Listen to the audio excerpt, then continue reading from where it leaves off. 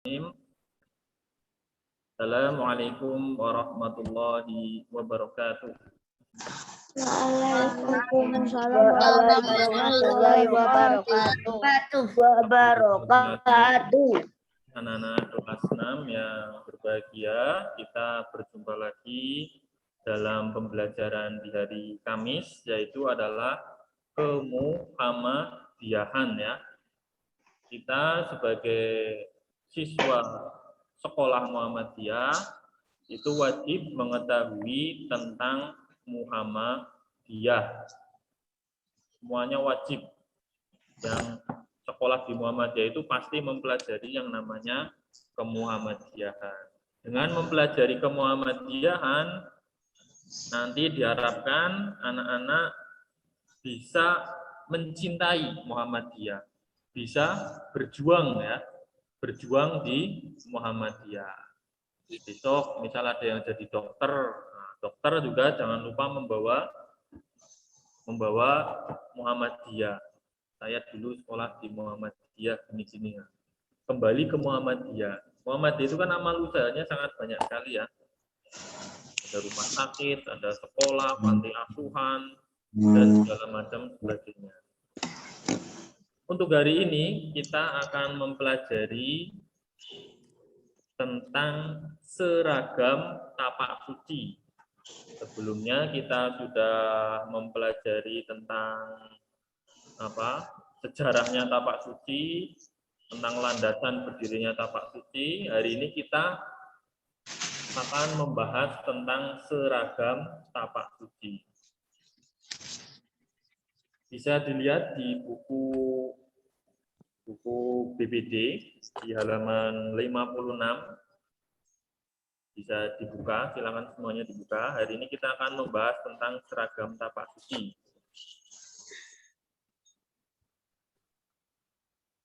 Sudah dibuka semua ya. Insya Allah semuanya. Di sini ada yang belum punya seragam tapak suci? Nggak muat. Sudah nggak muat? Wah. Terus aku lupa naruhnya di mana, kan? Lupa naruhnya. Ada yang nggak muat, lupa naruhnya. Terus ada apa lagi? Tiket halaman berapa? Kalau bisa, kalau lupa atau hilang, anak-anak bisa membelinya di koperasi ya. Kalau di koperasi ada seragam tapak suci. Kita juga dulu punya seragam tapak suci, cuman karena sudah lama sekali, puluhan tahun, sehingga tidak tahu di mana seragamnya, di mana. Tentang seragam tapak suci, warnanya itu apa anak-anak kalian? Merah kuning. Merah dan kuning. Kalau yang perempuan, jilbabnya warna apa? Hitam biasanya, Pak. Warna hitam. Di seragam tapak suci itu ada apa aja? Ada cincin yang melingkar, jumlahnya ada berapa? 12. Ayo, ada berapa? Jumlah cincin yang melingkar. 5. Ya, coba Ustadz carikan ya di internet.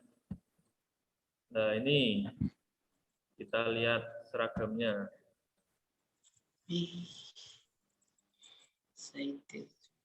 Nah, ini ya seragamnya ya. Kalau kita buka.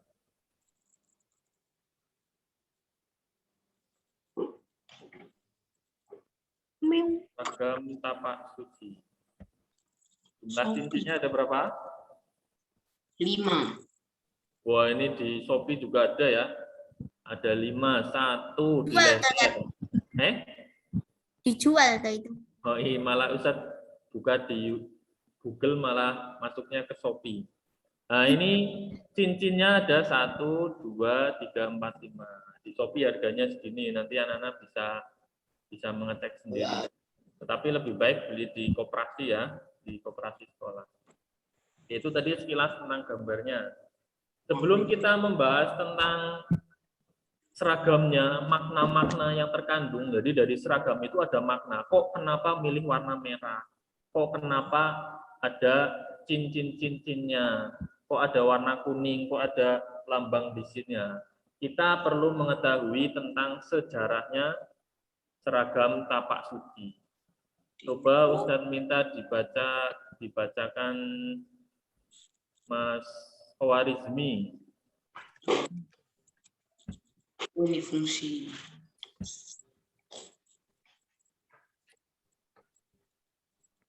Mas Khawarizmi. Di sini. Seragam dan lambang tapak suci.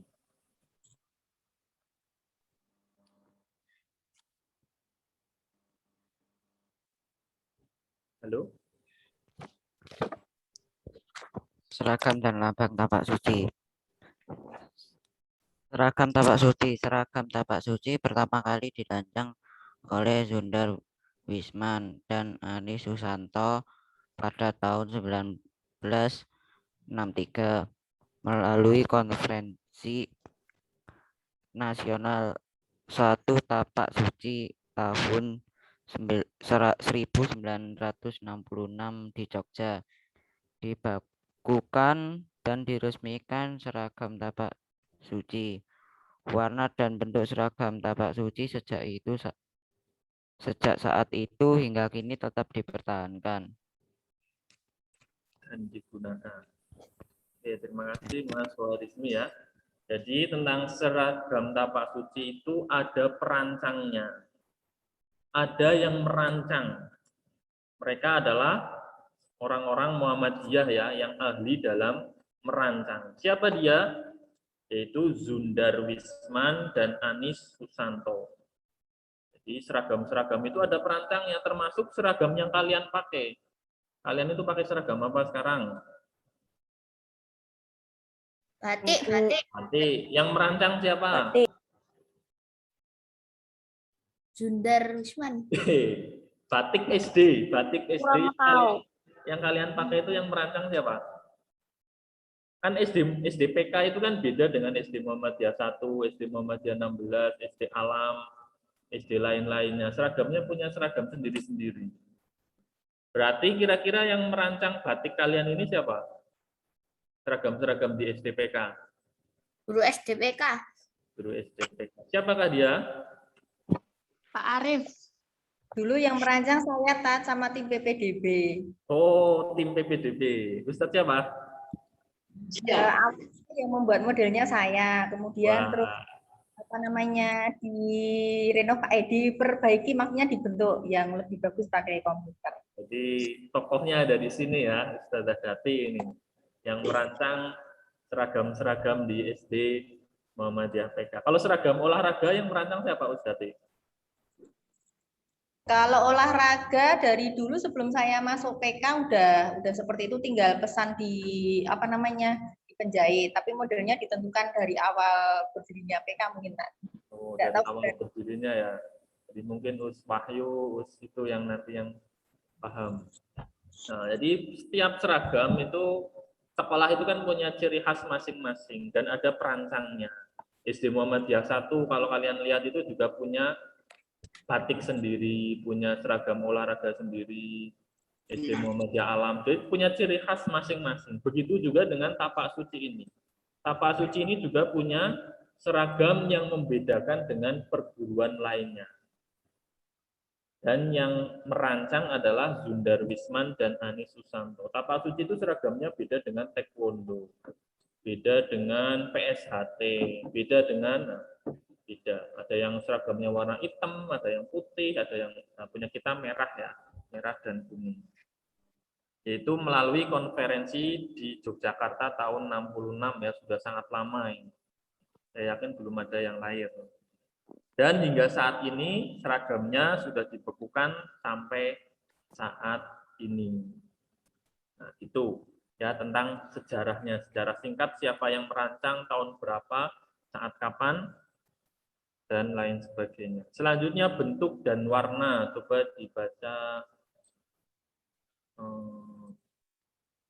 Oni, bentuk dan warnanya coba.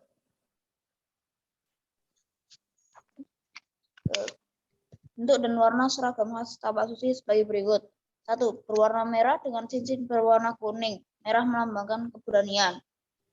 2. Terdapat 5 cincin di bagian baju dan celana. Cincin di leher melambangkan mental dan spiritual. Cincin di tangan kanan melambangkan persahabatan. Cincin di tangan kiri melambangkan pertahanan diri. Cincin di kaki kanan melambangkan olahraga. Cincin di kaki kiri melambangkan seni dan budaya. Baju berbentuk kurung dengan ukuran panjang lengan 8 cm di atas pergelangan tangan. 4. Terdapat lambang tapak suci di bagian dada sebelah kiri dengan tulisan berbingkai kotak bertuliskan Putra Muhammadiyah. 5. Panjang celana 8 cm dari mata kaki dan lebar di ujung kaki. 6. Seragam putri menggunakan kerudung warna hitam. Oke, terima kasih ya. Terima kasih Mas Oni sudah membacakan. Ini coba Ustadz carikan yang bukan di Shopee ya. Oke, terkait seragam tapak suci. Kita lihat lagi seragamnya. Ini masih di Shopee ya.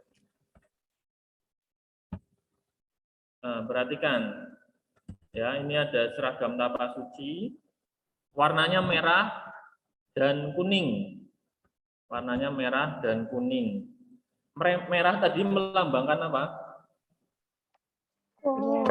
Keberanian. Merah melambangkan keberanian. Terdapat 5 cincin di leher, di tangan ada 2, di kaki ada 2. Ini bukan cincin ya, kalau sabuk itu sabuk sendiri. Cincin di leher itu melambangkan apa? Mental dan spiritual. Mental dan spiritual. Kalau di tangan kanan, Persahabatan. melambangkan persahabatan. Di tangan kiri, Tahanan diri. pertahanan diri. Kalau di kaki kanan, Olahraga. olahraga. Di kaki kiri, Seni dan budaya. dan budaya. Jadi setiap cincinnya itu memiliki makna tertentu ya, yang telah disusun oleh para pendekar-pendekar tapak suci saat itu. Ya, jadi ada maknanya sendiri-sendiri. Baju berbentuk kurung dengan ukuran panjang lengan 8 cm di pergelangan tangan. Jadi kan memang tidak ketat ya, tidak ketat. Bajunya itu tidak terlalu ketat. Terdapat lambang di dada sebelah kiri dengan tulisannya apa? Tapak suci. Bertulisan Putra apa? Muhammadiyah. Muhammadiyah ya, ada tangan seperti ini dan tulisannya Putra Muhammadiyah, dan seragamnya untuk yang perempuan adalah warnanya hitam. Seragamnya adalah warna hitam. Selama kalian pakai seragam ini, kira-kira nyaman nggak seragamnya? Nyaman. Nyaman, enak. Buat gerak, Tapi enggak besaran. buat gerak nyaman ya, karena tidak terlalu ketat atau yang lainnya. Kalau nyaman. Di sini juaranya tapak suci siapa? Yang sering sabung menang itu? Ada kelas 6 ini. Saya seni. Wah, bagus ya. Oh, seni ya, bagian seni. Oke, itu tentang bentuk dan warna seragam tapak suci. Sekarang kita mempelajari tentang fungsinya. Apa sih fungsi dari seragam? Coba Daru, dibaca Mas Daru, fungsi dan kegunaan seragam. Fungsi kegunaan seragam. Seragam sebagai identitas pengguna tapak suci, menanamkan dan menumbuhkan rasa kebersamaan serta memperkuat persaudaraan hingga dapat menumbuhkan semangat kesatuan dan persatuan. 3. Meningkatkan disiplin dan tanggung jawab serta kepatuhan terhadap peraturan yang berlaku. 4. Membedakan tingkatan terutama pada sabuk dan tanda tingkatan melatih sehingga menumbuhkan sikap untuk terus maju. 5. Memberikan rasa nyaman saat berlatih karena model dan bentuk seragam silat didesain untuk memudahkan bergerak. Oke, terima kasih Mas Daru ya. Jadi itu adalah fungsi dari seragam tapak suci. Hampir sama sebenarnya fungsinya seragam ya. Yang pertama sebagai identitas. Oh, seragam ini identitasnya adalah milik tapak suci. Seragam identitas tapak suci adalah warnanya merah dan kuning. Oh, seragam batik hijau, ada apa itu motif-motif itu SD Muhammadiyah PK. Ada lagi batik yang mungkin warna kuning atau apa ya, itu SMA berapa itu? Saya pernah lihat batik ada warna kuningan. SMA sekian. Oh, SD Muhammadiyah 1 batiknya ini ya. Jadi fungsi yang pertama adalah identitas untuk mengetahui. Jadi tanpa bertanya kita bisa tahu oh dia anak mana. Oh itu anak SDPK karena seragamnya ini. Oh itu anak PSHT, hati teratai karena cukup lihat seragamnya. Oh itu anak taekwondo, oh itu anak pajajaran, oh itu anak lain-lain sebagainya. Cukup dengan melihat seragamnya karena fungsinya adalah sebagai identitas. Yang kedua, menumbuhkan kebersamaan. Nah, biasanya itu kan kalau dengan berseragam itu akan menumbuhkan kebersamaan dan memperkuat persaudaraan. Ya, jadi menumbuhkan kebersamaan. Tapi harus dalam kebaikan ya, karena beberapa perguruan itu saking cintanya dengan seragamnya atau dengan temannya, biasanya sampai tidak terima temannya disakiti, sampai tawuran, sampai ada terjadi sampai meninggal juga ada. Kalian bisa dilihat di berita ya, di berita perguruan pencaksilat ini tawuran atau membunuh atau yang lain. Tidak, jangan sampai seperti itu. Yang ketiga, meningkatkan disiplin dan tanggung jawab. Nah, kalian pakai seragam ini agar kalian disiplin ya, tidak pakai kaos. Ini ada enggak yang pakai kaos? Enggak ada ya. Cuma Ustaz agak curiga ini, kalau celananya apakah seragam atau tidak, ini ada yang mencurigakan ini. Celananya pakai seragam juga ya? Pakai. Oke, alhamdulillah ya. Karena di internet itu saya menemukan kemarin belum lama ada anak SMA, atasnya sudah rapi. Ternyata celananya pakai celana tidur atau celana pendek atau apa itu? Waduh. Aku juga, Us. Wah, Arham pakai celana apa, Mas Arham? Pakai celana hitam panjang biasa. Itu ya, jadi ini disiplinnya perlu ditingkatkan lagi ya. Jadi tujuan seragam itu meningkatkan kedisiplinan dan tanggung jawab, dilatih sejak kecil. Itu fungsi seragam. Yang keempat, membedakan tingkatan ya. Kan ada sabuknya kan macam-macam, ada warna kuning, ada biru, di yang lain juga ada beda-beda ya. Paling tinggi itu sabuk apa? Hitam, biru. Hitam ya, paling tinggi sabuk hitam. Jadi membedakan tingkatan. Dan yang kelima adalah memberikan rasa nyaman. Seragam ini akan memberikan rasa nyaman ketika dipakai. Tapi jangan sampai dengan seragam itu bersikap sombong ya, kemaki, nantang, wah pakai seragam ini nantang, atau sombong. Wah, misal kalian nanti akan ada yang jadi polisi, wah bangga dengan seragam polisi dan sombong. Hati-hati ya, hati-hati bisa terjerumus ke neraka karena sikap sombongnya. Pakai seragam tentara, pakai seragam yang lainnya, tapi sikapnya dengan rasa sombong. Tidak boleh. Bangga itu artinya bukan sombong ya, beda antara bangga dengan sombong. Selanjutnya lambang tapak suci Putra Muhammadiyah ya, simbol dan maknanya. Coba dibaca Aisyah Fira. Lambang tapak suci Putra Muhammadiyah. Lambang tapak suci di dalamnya terdapat simbol dan yaitu 1. Bentuk bulat bermakna tekad. 2. Warna dasar biru berarti keagungan. 3. Bunga melati putih berarti kesucian. 4. Warna merah berarti keberanian. 5.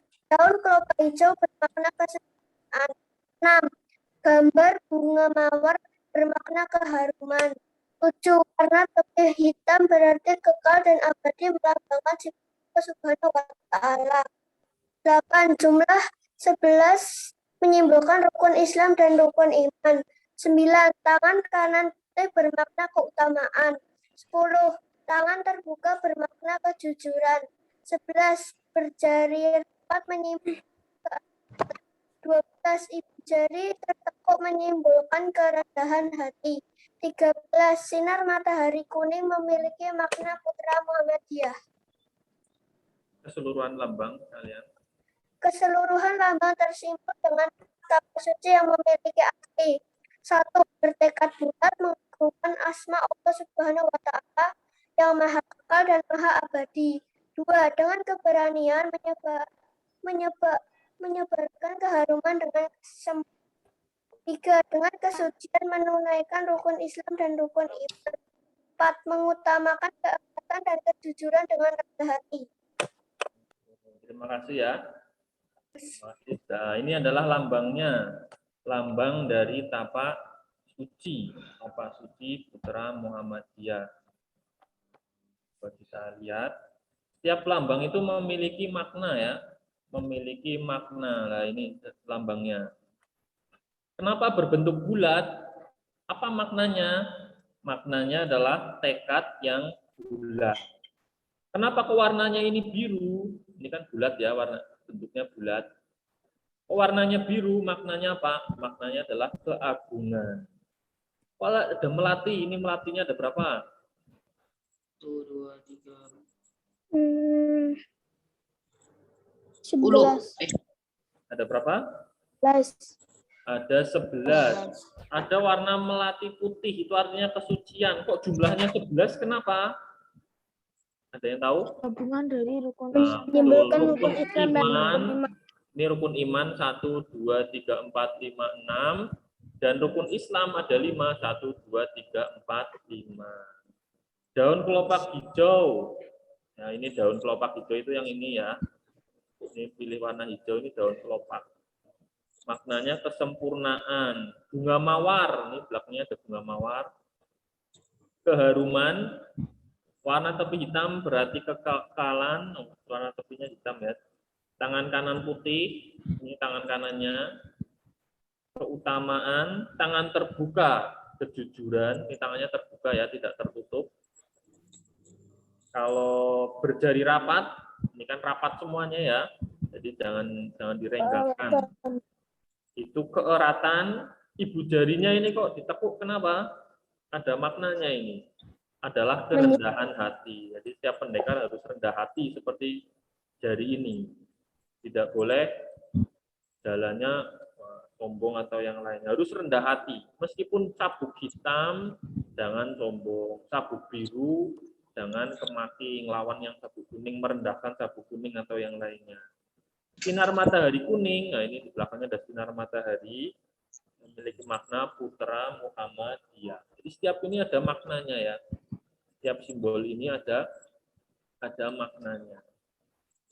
Itu tenai lambang tapak suci. Oke, selanjutnya jurus di tapak suci ya, ini terakhir ini. Jurus-jurus di tapak suci. Coba Najma Danis.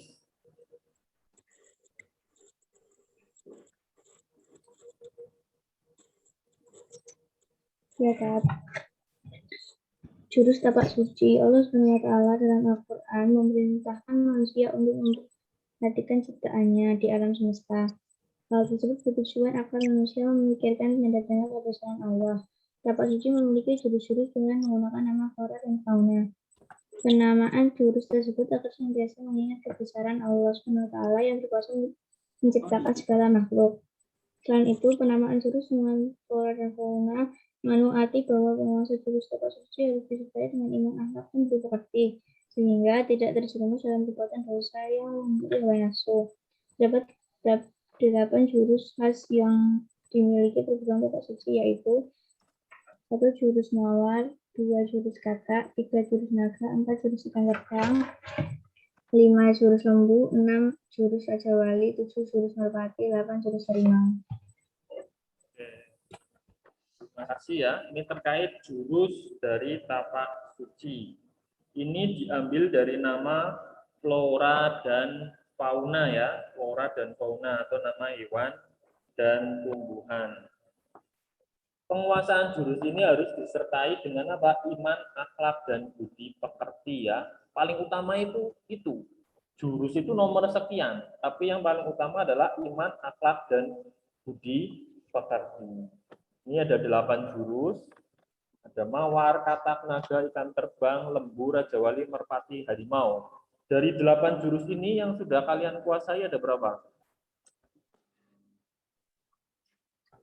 Yang sudah diajarkan Ustadz Bakhtiar itu jurus apa?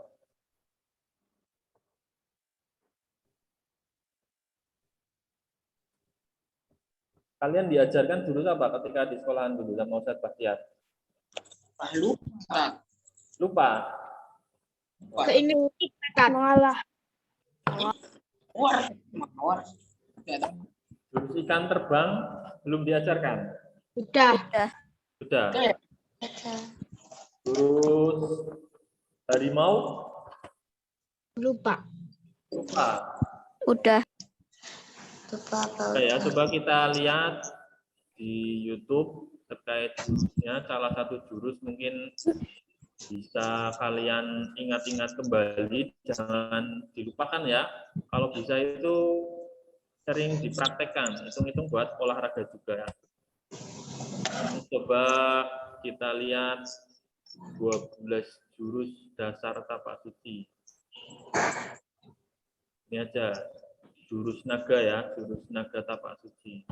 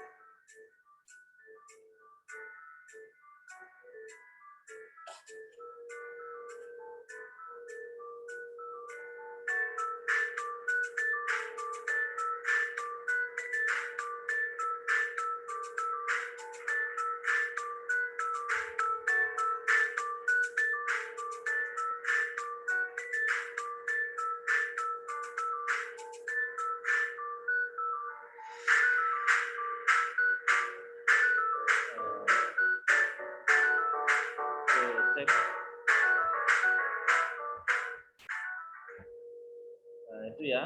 Itu adalah jurus dari jurus naga. Ada yang sudah menguasai jurus naga? Sudah, Mas Karel? Belum Ustadz, cuma nyoba aja. Belum diajarkan jurus naganya? Kayaknya belum Ustadz. Udah tapi ingat cuman ingatnya jurus naga kembar. Jurus naga kembar. Naga kembar. Oh, masih ingat ya Mbak Naufa ya? Itu jurus-jurus yang sudah kalian diajarkan ke kalian harus dipraktekkan ya, biar tidak lupa. Biar tidak lupa. Itu terkait jurus-jurus di tapak suci. Sampai sini ada yang ingin bertanya? Atau belum paham? Bisa kita diskusikan. Tolong ini mudah ya, terkait tapak suci ini materinya. Ada yang ingin bertanya atau belum paham atau yang lainnya? Kalau di kelas 6 ini yang Ustadz dan Ustadzah yang menguasai jurusnya itu Ustadzi ya. Ustadzi itu mantan pendekar tapak suci. Sampai sabuk apa itu Ustadzi dulu. Kalau Ustadz dari dulu sabuknya kuning terus nggak pernah naik-naik. Ada yang bertanya? Tidak. Oke, kalau sudah jelas, Ustadz, ya. aku Ustadz. Ya, silakan. Kan kalau batu tapak suci yang putra itu kan ada di dada sebelah kirinya kan ada tulisan Putra Muhammadiyah. Kalau yang putri tulisannya Putra Muhammadiyah juga. Tulisannya sama. Tulisannya sama Putra Muhammadiyah juga ya. Tidak putri, tapi tetap putra. Semuanya Putra Muhammadiyah. Itu Mas Razik. Ustadz, apa itu tugas yang di kelas dojo apa, Tad? Yang di kelas dojo itu di halaman 58 dan 59 ya. Itu soalnya pilihan ganda semua. Insya Allah mudah. Yang aktivitas siswa juga, Tad? Apa? Yang aktivitas siswa. Aktivitas siswa yang ini. Ya. 58 dan 59. Aktivitas siswa gambarlah seragam tapak suci. Nah, jadi silakan nanti anak-anak menggambar seragam tapak suci di kolom itu yang sudah sediakan. Setelah itu baru mengerjakan logo-logonya juga. Iya, sama logonya. Ini dari kakak kelas tahun kemarin juga sama. Jadi harus bisa menggambar. Kalau bisa gambarnya di tempat lain gimana, Tad? Nggak bagus nggak apa? Diwarnai enggak, Tat? Sebisanya kalian ya, sebisanya kalian. Kalau misalnya Boleh gambar diwarnai. di tempat lain gimana? Apa? Kalau bisa digambar di tempat lain gimana, Tad? Gambar di tempat lain juga tidak apa-apa ya. Mungkin karena ini kolomnya terlalu kecil, nanti anak-anak bisa menggambar di kertas yang lain. Nanti tinggal difoto, dikirim ke kelas dojo ya, sama soal pengayaan ini. Soal pengayaannya difoto, nah ini ABC-an semua insya Allah mudah. Mungkin nanti yang agak lama gambarnya ya. Siapa tahu di sini ada yang desainer kan. Oh ini gambar-gambar desainer, ini kualitas desainer. Tuh. Ada lagi yang bertanya?